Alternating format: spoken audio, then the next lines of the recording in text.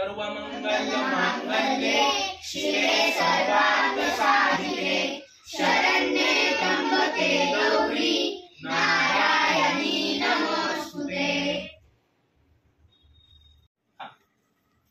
तर आपल्याला काय बघायचंय आता, आपण नवरात्र का साजरी करतो, काय बघायचंय आपल्याला, नवरात्र का साजरी करतो। नवरात्र म्हणजे किती दिवस, 9 दिवस। आता ही नवरात्र का साजरी करतो, पटपट सांगायचं, का बरं साजरी करतो आपण, एका वाक्यात सांगायचं जे माहिती असेल ते।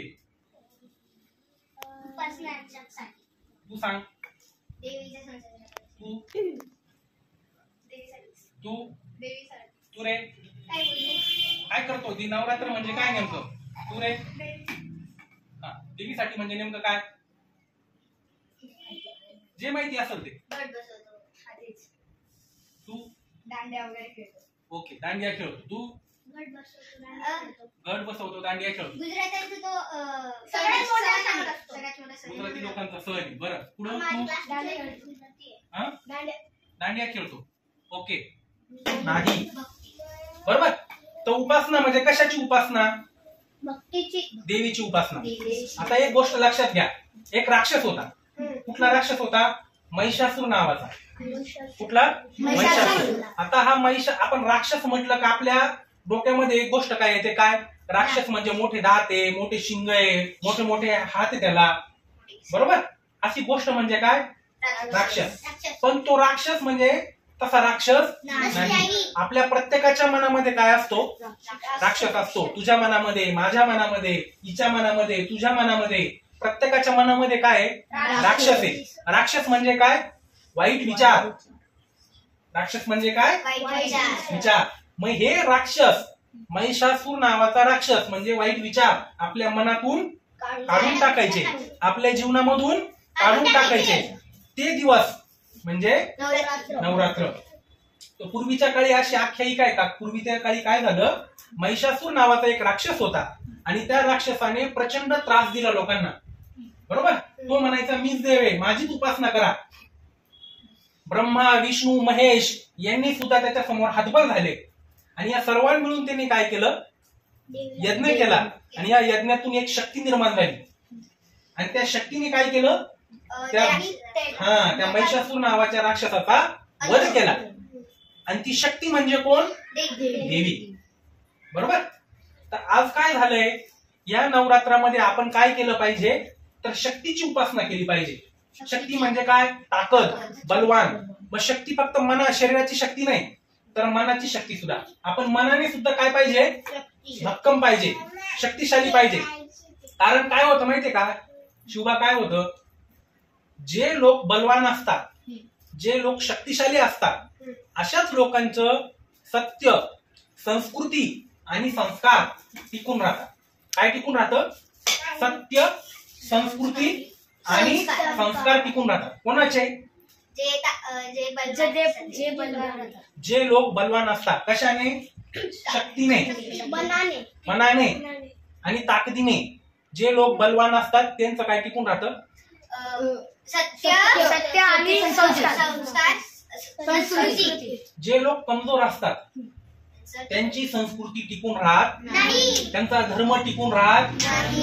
म्हणून जर आपल्याला आपली संस्कृती टिकवायची असेल, आपल्याला आपला धर्म टिकवायचा असेल, तर आपल्याला काय व्हावं लागेल, ताकदवान व्हावं लागेल, बलवान व्हावं लागेल।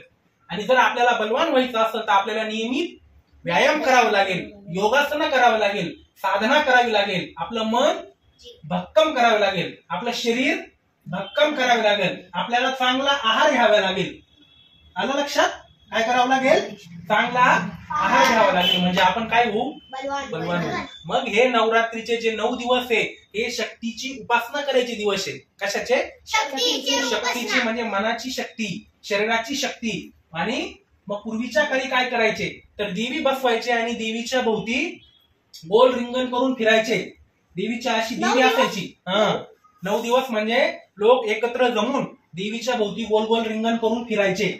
आलं लक्षात, का बरं, कारण की देवीने त्या राक्षसाचा वध केला। देवीची उपासना करण्यासाठी, लोक एकत्र येण्यासाठी, संघभाव निर्माण होण्यासाठी लोकांमध्ये आपुलकी वाढण्यासाठी, प्रेम वाढण्यासाठी लोक एकत्र येऊन देवीच्या भोवती फिरायचे आणि शक्तीची उपासना करायचे. आज काय झालेलं आहे, लोक काय करतात, फक्त एक देवी बसवतात, आता टिपऱ्या घेतात, कपडे घालतात, खेळत बसतात, इकडचे तिकडचे कपडे मेकअप बिकअप करून फक्त टिपऱ्या वाजवत बसतात. पण याला नवरात्र म्हणत नाही. त्याच्यामुळे तुम्ही घरच्यांना सांगा आणि तुम्ही पण आयुष्यभर लक्षात ठेवा का नवरात्र म्हणजे फक्त टिपऱ्या खेळणे नव्हे. नवरात्र म्हणजे फक्त गुजराती लोकांचा समाज नाही. नवरात्र हा संपूर्ण हिंदुस्थानामध्ये हिंदूंचा सण आहे. कोणाचा सण आहे? हिंदूंचा सण आहे. आणि त्या नवरात्रामध्ये आपण आपल्या मनातील वाईट विचार म्हणजे आपल्या मनातला महिषासूर काढून टाकून चांगले विचार आणायचे. सगळ्यांनी प्रेमाने एकत्र यायचं, संघभावना करायची. आता आपल्याकडे देवीचा फोटो आहे, पॉज करायचं. आता एक गोष्ट बघा, हा काय आहे? देवीचा फोटो आहे. आता नवरात्रीमध्ये काय होतं, बरंच महिला मंडळ काय करतं, नवरात्रीमध्ये 9 रंग, मग रोज नवीन रंगाची साडी, नवीन रंगाचे वस्त्र परिधान करतात. पण नवरात्रीचे 9 दिवस म्हणजे 9 रंग नव्हे. तसे 9 रंग घातले तर काही हरकत नाही, विविधता म्हणून. पण नवरात्रीचे 9 दिवस म्हणजे हे 9 हत्यार, 9 शस्त्र. आलं लक्षात? तर मुलींनी, तुम्ही शाळेत जाता आता या सर्व मुली आणि महिलांनी देवीचे शस्त्र लक्षात घेतले पाहिजे. काय लक्षात घेतले पाहिजे? देवीचे शस्त्र. नवरात्र म्हणजे 9 शस्त्र.